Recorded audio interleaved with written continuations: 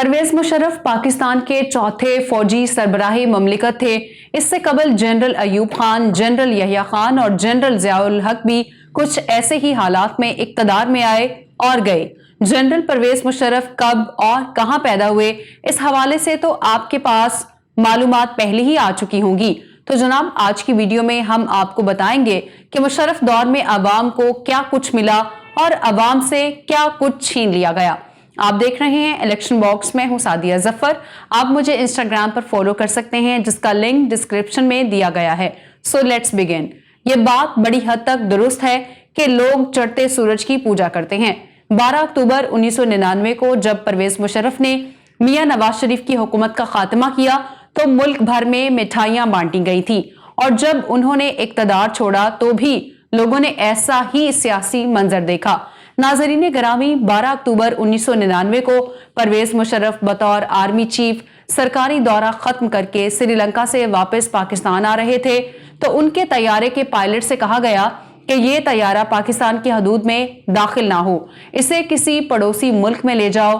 पड़ोसी मुल्क का मतलब भारत के सिवा कुछ नहीं था, मगर पायलट की हाजिर दिमागी के बायस पाकिस्तानी आर्मी चीफ को पड़ोसी मुल्क ना भेजा जा सका और वो किसी ना किसी तरह चकलाला एयरबेस पर उतर गए, जिसके बाद जनरल परवेज मुशर्रफ एक्शन में आ गए और नवाज शरीफ की हुकूमत खत्म करके कौमी और सूबाई असेंबलियां तहलील कर दी।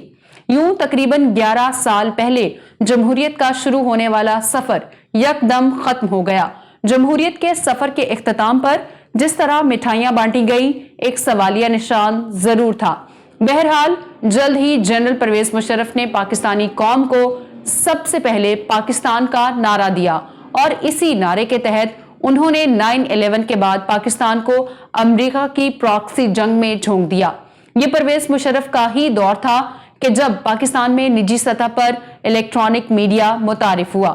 शुरू में तो गिनती के चंद चैनल्स ही थे जो देखते ही देखते सैकड़ों हो गए। इसके साथ साथ बाहमी राब्तों के लिए नए मोबाइल फोन्स और इंटरनेट सिस्टम का आगाज हो गया। ये वही दौर था कि जब किसी के पास खाने को चाहे हो या ना हो, मगर एक आध सेल फोन जरूर होता था। उस वक्त पाकिस्तान सेल फोन्स के हामिल अफराद के एतबार से चोटी के चंद ममालिक में से एक था, बल्कि बहुत से तरक्की याफ्ता ममालिक में भी सेल फोन्स के हामिल अफराद की उतनी ज्यादा शरह नहीं थी। बहरहाल इन सेल फोन्स की बदौलत अवाम का मयार जिंदगी खासा बेहतर हो गया। परवेज मुशर्रफ ने सबसे पहले पाकिस्तान का नारा लगाते हुए मुल्क भर में बल्दियाती इदारों को नए सिरे से मुनज़्ज़म किया। मुल्क भर में नाज़मीन को जो इख्तियारात दिए गए, इससे हकीकत में अवाम को फायदा पहुंचना शुरू हो गया।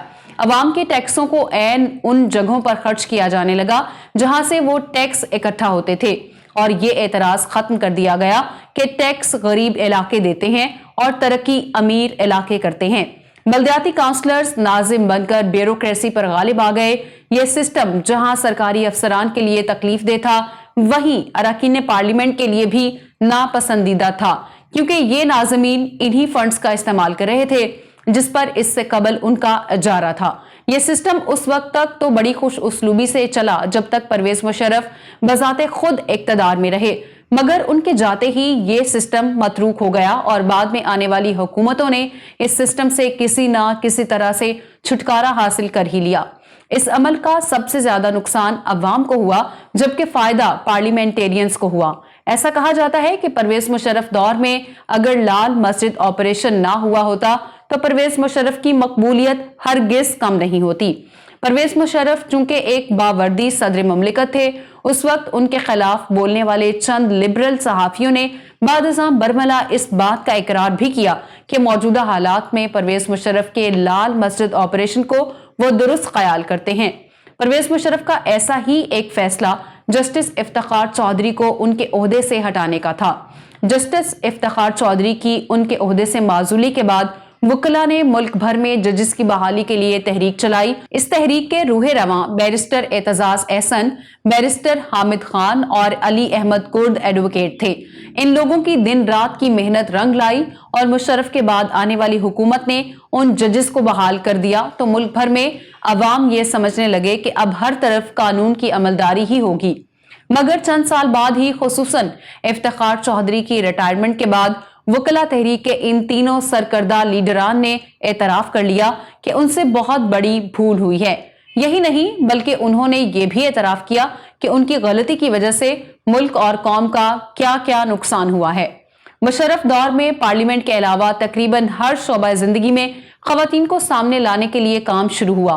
खवातीन की मखसूस नशिस्तों पर असेंबली में पहुंचने लगी और पुलिस, फौज और दीगर तमाम सरकारी ओहदों पर खवातीन नजर आने लगी। खवातीन को मेन स्ट्रीम में लाने के अलावा परवेज मुशर्रफ ने पाकिस्तान में नीम मखलूत मुआशरा के कायम की भरपूर कोशिश की, जिसके लिए तमाम बड़े शहरों में मखलूत मैराथन का इनेकाद किया जाता रहा, जो मुशर्रफ के जाते ही खत्म भी हो गया। मुशर्रफ के इस इकदाम के नाकदीन बेशक उनकी तवक्को के मुताबिक थे, मगर उन्होंने तनकीद और रुकावटों की परवाह नहीं की और हर हाल में अपना मकसद हासिल किया। ये बात अलग है कि उनके जाते ही वो सिलसिला यकदम खत्म कर दिया गया। परवेज मुशर्रफ के दौर से पहले ही मुल्क भर में बसंत का त्यौहार बड़े जोरों शोर से मनाया जाता था, जिससे जहां कई लोगों को रोजगार के मौके मिलते थे, वहां हादिसात भी रूनमा होते थे।